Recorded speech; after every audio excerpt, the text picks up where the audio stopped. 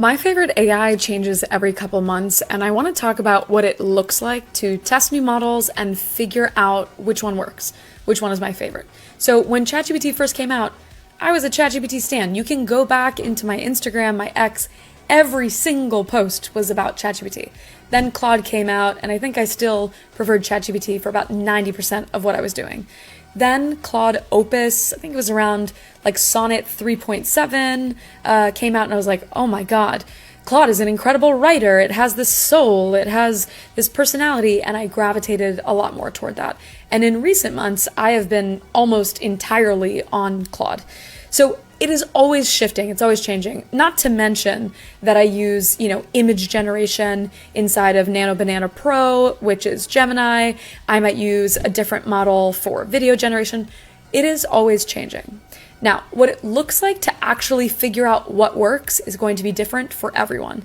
But the thing that I would be assigning to you, the thing that I like doing, is that I have these core use cases that I'm testing with every new model, and I keep a list of things that the previous model or previous tool didn't do that well. So maybe I had a complex coding task, and in prior models I had to chunk it out by task. Well, let's try and throw that complex question into a brand new model to see if it can handle complexity from the get-go. That's one option.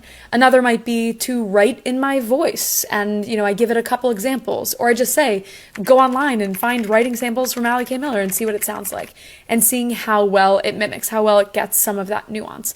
So there are going to be some default tasks that you go to it. You're going to have those core tasks, and then I want you to keep a list of things where these models are failing.